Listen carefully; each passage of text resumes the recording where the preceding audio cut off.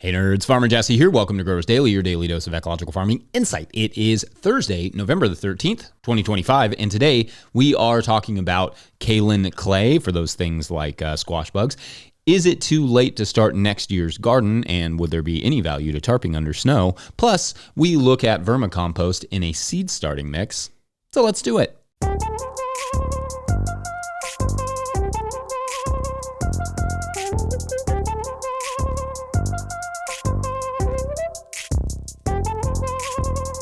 All right, happy Thursday to you all. I hope everyone is doing and feeling well. The main chunk of the week is over and the weekend is almost upon us. Should be fun. A couple things. Tomorrow will be a different kind of episode. We are trying something a little bit new and a little bit old. That'll make sense tomorrow. So be on the lookout for that. Also, how awesome was Yoko yesterday? Alex and Yoko are some of my favorite farmers. So if you missed the interview from yesterday with Osawaga Farm, make sure to check that out and also look forward to a future episode with Alex on their composting system. Good stuff all around. Yesterday was a pretty normal day for me where I did some farm cleanup stuff in the morning and then ran a delivery. I forgot to bring about 20 pounds of lettuce with me, so we had to take that back later in the day. Love when that happens. I'm always thrown off my game in the fall when, the rhythms of the week change due to the weather and we have to do things like harvest around freezes. So I don't expect it to be the last mistake of the month, but hopefully the biggest. Unrelated, I wanted to say rest in peace to the American penny. The last ones were minted yesterday in Philadelphia because the last ones were used in an actual transaction sometime in the early aughts. Anyway, that's not super relevant to farming, obviously, but it is a pretty historical change.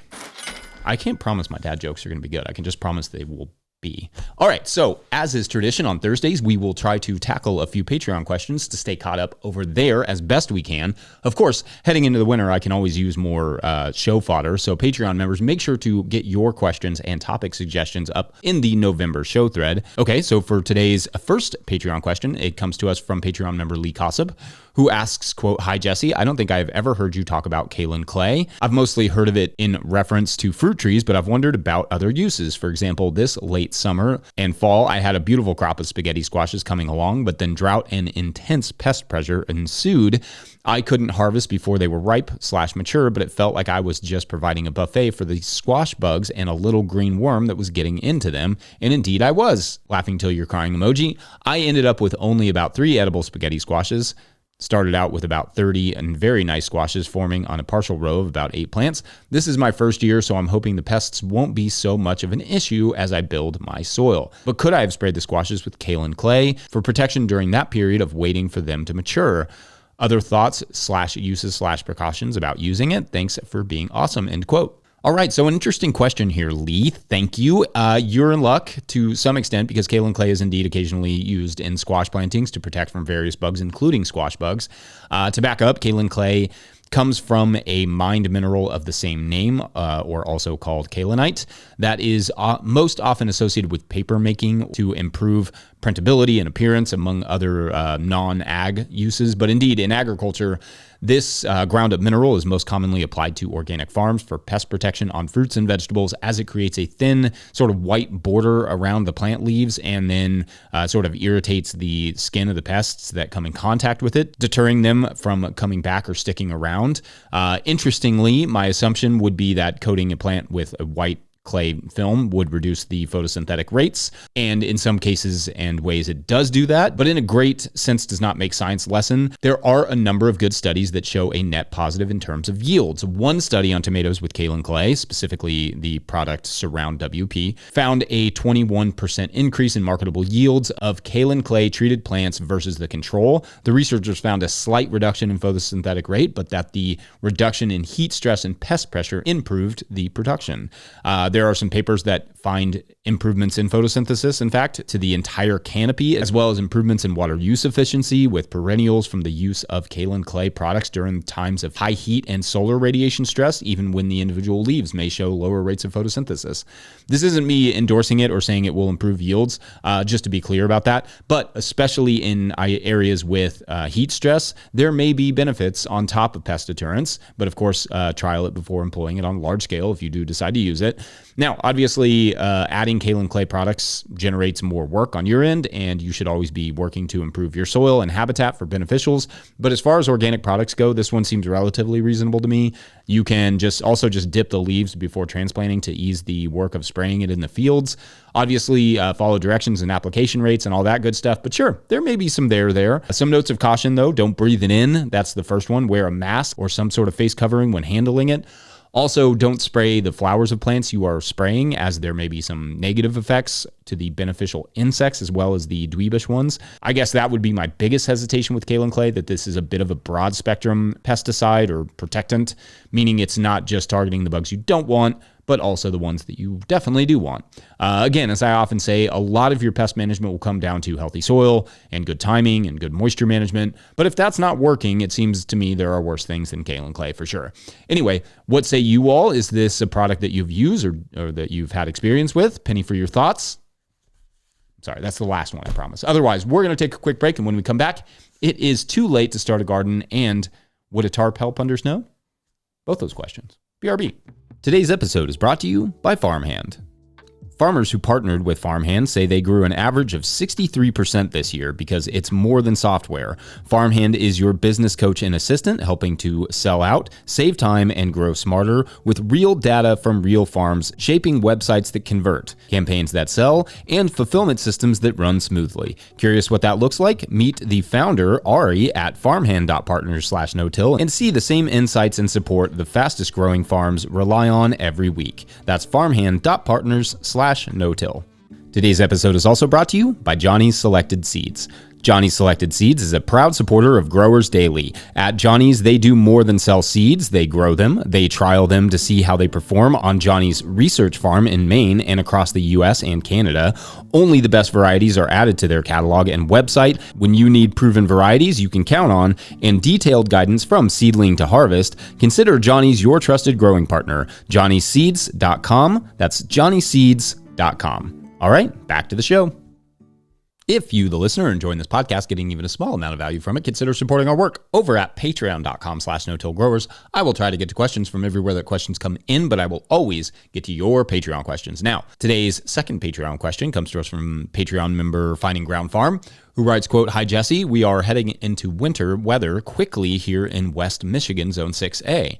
Before we know it, we will probably have snow on the ground since last year. We had snow on Halloween. Unpopular opinion, I actually like the snow. You can do a lot of fun stuff in the snow. I digress. My question is there value to covering a new garden area that is currently a field with a silage tarp now to overwinter? If not, what is the best way to work on converting unused land into market space at this point in the season? Am I better off to just wait until the spring? Thanks in advance," end quote. All right, this is a great question. Thank you. And I firmly agree about the snow. Usable snow would be a huge upgrade for us. I think I have talked about this fact a few times, probably a bunch of times on the show, but one of the things that makes living in Kentucky so hard over the winter is just how little there is to do here in the winter, because we get a lot of cold, but without the snow. Mostly we get ice and then mud during the day and then back to ice or whatever in the evening and then mud. And not like ice skating ice, like more like crunchy ice or destroying power lines ice. We find a way to do things and get outdoors, but between the lack of sunlight and the lack of useful precipitation, it can be a little challenging. Anyway, back to your question. Listeners should know that I did answer this when it came in just to ensure it was addressed in time, because they added the alarm bell, and obviously it's past Halloween, so Patreon members, just keep that in mind. But for anyone listening, there might still be time before the snowpack or, well, just frozen ground really sets in for you. Here is what I would do in that scenario.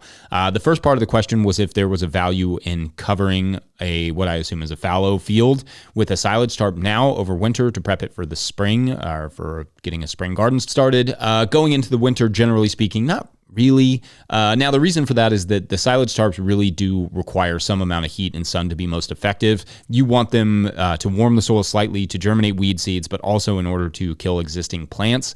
You want the tarps keeping the area around the plants warm to encourage growth, but cutting off light to discourage photosynthesis at the same time. This wears the plants out and eventually suffocates them. In the winter, this warm occultation effect doesn't really happen so much, and the plants largely go dormant, especially up there where I imagine the weeds are likely used to a few months of darkness under the snowpack. The other reason is that you may still want to shape beds, presumably in the spring. And if so, then you would be, like undoing any of the good work the tarps had done to germinate weed seeds and kill the weeds by bringing up new weed seeds and then reshaping those beds, assuming you will be raising them, which in a cold, wet climate is generally the recommendation. So in an ideal scenario, you would plow that plot up now if you plan to plow, which would include adding your amendments, then shape those beds, and then tarp over the winter to prevent erosion. One thing to consider, though, is if your soil is wet at all right now, you've probably missed the window. You will just have to wait until spring so as not to create compaction.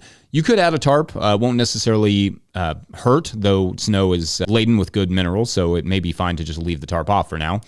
If you plan to do deep compost mulching in the spring as well, the tarp would probably be a fine thing to have down now because you wouldn't have to worry about the weed seeds coming up when you work the soil in the spring if you'd plan to do that.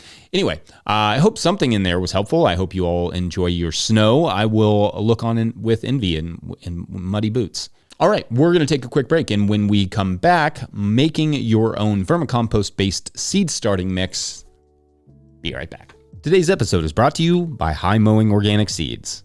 High Mowing Organic Seeds is celebrating their 30th anniversary with 47 fabulous new varieties for 2026. Highlights include downy mildew-resistant cucumbers, a poppy that looks like cotton candy, and 12 new tomato varieties. High Mowing offers more than 750 varieties of certified organic, non-GMO vegetables, flowers, herbs, and cover crops, all trialed for optimal performance in organic growing systems. High Mowing has the professional quality seeds and supportive grower reps to get you from seed to harvest. Visit highmowingseeds.com to request a catalog and use code 26NOTILL, all one word, 26NOTILL, for 10% off your order of $100 or more. That's highmowingseeds.com.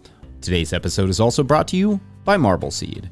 The Marble Seed Organic Farming Conference attracts a wide range of regenerative and organic farmers for 3 days of skill development and community building. Farmer Drew Kramer said, "Going to Marble Seed was so invigorating at a time when I needed it most. I picked up tools I'm already using." The conference is the final week in February in La Crosse, Wisconsin. Early registration opens December 4th at conference.marbleseed.org. That's conference.marbleseed.org.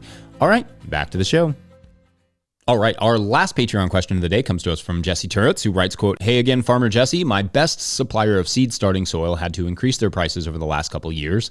With that, plus poor quality from every other option I have access to, I decided to try an idea. I started a little worm compost, and I've been mixing that with coconut coir and vermiculite until just right. It's honestly been an incredible boon so far, and I almost instantly saw a benefit from adding the mix to the beds via transplants. 3 questions. What problems should I be thinking about as I continue working with this idea?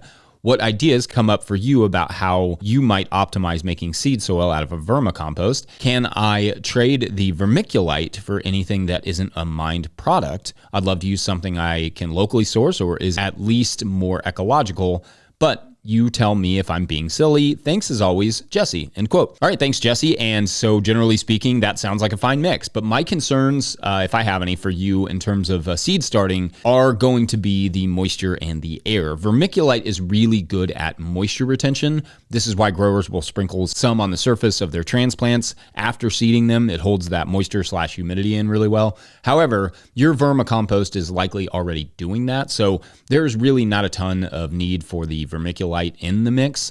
Now, to me, the thing that you are likely missing here is actually the aeration element. That can be agricultural sand or it could be perlite. But since you are wanting to, stay away from mined products, then perhaps the sand makes sense, which itself is also sort of mined, but that's for a different story. We used to use creek bottom sand that we'd get from a neighbor, which was rich with silt and also sometimes weed seed. So it can be a little complicated. However, if you're just adding this as a soil conditioner and not trying to start seeds in it, then I bet your soils are loving this mix out there in those dry conditions. That's a great mix for soil moisture retention and nutrition. Worm compost is obviously among the best, but for starting seeds, I'm going to guess that you will start running into some death in those trays if you have not already. And that will likely stem from the lack of airflow and probably just excessive moisture. Just look around for one aeration element and you should be good to go. Also, you can supplement that vermicompost with regular compost if you want to stretch it a little further, because making a lot of that could probably get expensive. Anyway, I hope that was helpful and that I answered some of those questions. Thank you for your support as always, and we're going to call it a Thursday. Reminder that tomorrow will be a special episode, and then we'll get back to our regularly scheduled ramblings on Monday. Don't forget, No Till Growers is now officially a nonprofit 501c3, so donations are tax deductible and greatly appreciated. Please make sure to like and subscribe and or follow wherever you're getting this podcast. That's an easy way to help us out as well. Enormous thank you to all of our show sponsors, and if you'd ever like to sponsor the show, you can reach out to Farmer Michelle at notillgrowers.com. Huge shouts to Willie Breeding for the theme music and Mike Hilbert for the production help and editing. Also, shouts to Epidemic Sound for the background music that you can hear. Pick up a hat or a copy of my book, The Living Soul Handbook, at notillgrowers.com to support our work. Big thank you to everyone over at patreon.com/notillgrowers, where at a certain level, or if you just bump up from one level to another, or you sign up in the month of November, you get a shout out on the show. So big shout outs today to Dorina Gaber, Laura Zwanek. Just try those. And Kim, who bumped up. Thanks, Kim. All right, so as you will remember from this week's story, our governor friend, Governor Ginger, has discovered a new plant and has used some of the many university contacts she had made working as the governor to ask them to help her identify it. And at this point, 4 or 5 of them have come, taken samples, and then effectively ghosted her. So also using her vast connections, she contacts an investigator to go find at least one of these people and get them to at very least respond to her. It's getting to be late in the season, and well, she's afraid that this plant is going to die from a frost or whatever before anyone can tell her what in the world the dang thing is. Then, one night, the temps are expected to dip to frosty temperatures, so she decides to cover the plant to protect it just to make sure that it survives, so somebody will eventually identify it for her. But when she goes out there, it's gone. Someone has dug up the entire plant. Who? Why? Well, that is for tomorrow on Governor Ginger Hits Gold. All right. Thanks for watching and or listening. We'll see you then. Bye.